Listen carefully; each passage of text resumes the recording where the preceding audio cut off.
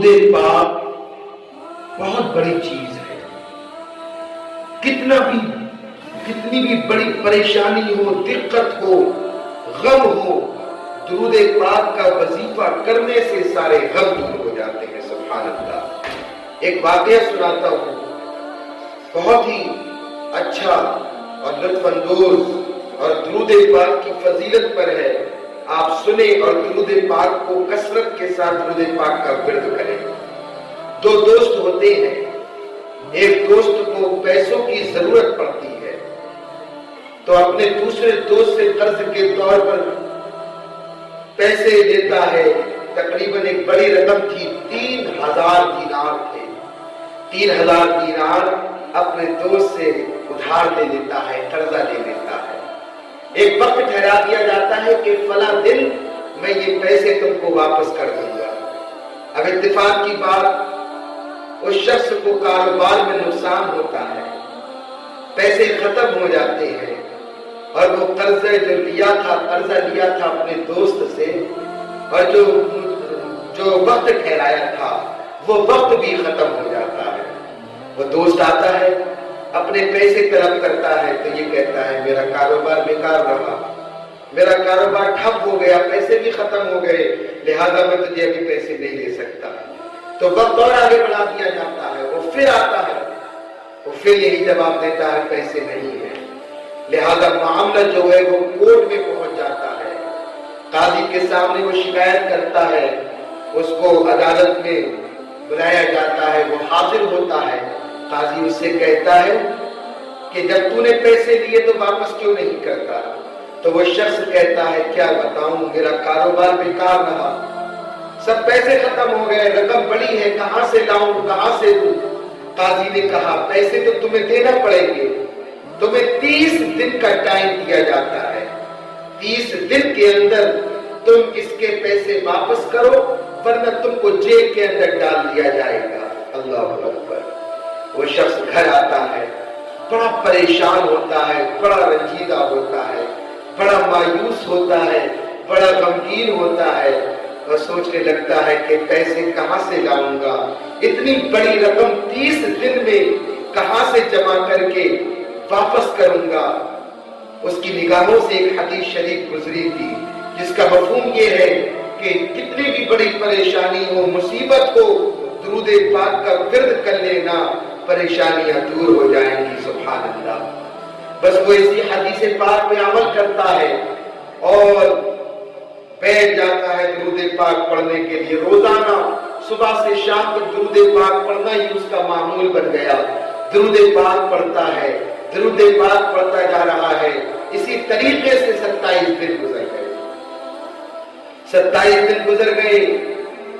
اب جب 28واں دن ہوتا ہے، دن گزرتا ہے، رات آتی ہے، سوتا ہے تو کوئی کہنے والا کہہ رہا ہے گھبرا مت، تیرا قرض ادا ہو جائے گا. سبحان اللہ.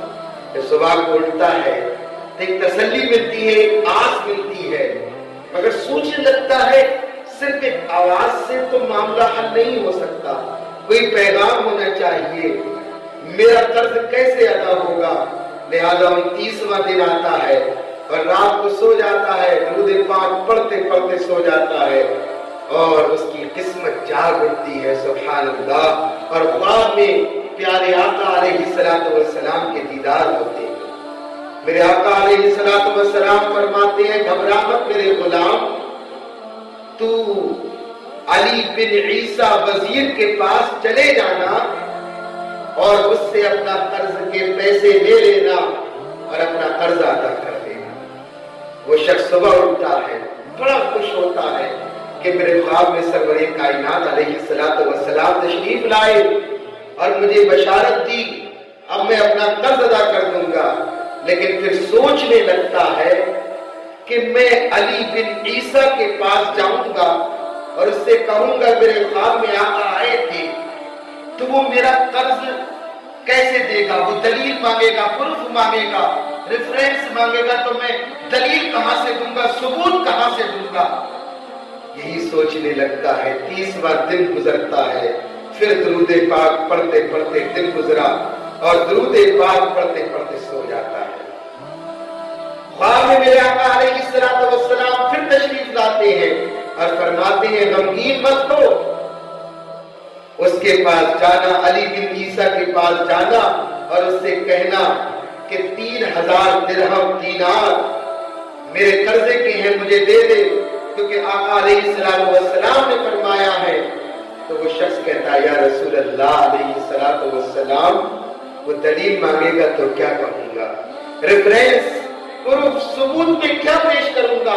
तो आका ने फरमाया वो शख्स अली बिन ईसा से कहना कि हर दिन तुम्हारा मामूल है कि फजर की नमाज के बाद जब तक तुम 5000 मरतबा दुरूद पाक नहीं पढ़ लेते हो तब तक तुम कोई काम नहीं करते हो, और ये वो राज है जो सिर्फ तुम जानते हो और तुम्हारा रब जानता है। वाह सुभान अल्लाह। ये शख्स सुबह को उठता है और प्यारे आका अलैहिस्सलातु वस्सलाम के हुक्म के मुताबिक अली बिन ईसा के दरबार में हाजिर होता है।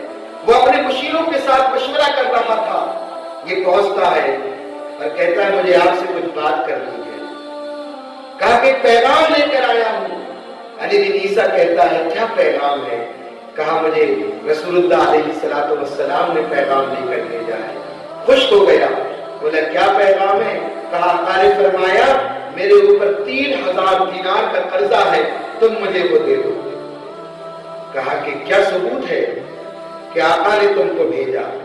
कहा कि हर दिन तुम फजर की नमाज के बाद 5000 मरतबा दुरूद पाक पढ़ते हो और उस दुरूद पाक पढ़ने के बगैर तुम कोई काम नहीं करते, और ये वो राज है जो तुम जानते हो और सिर्फ तुम्हारा रब जानता है।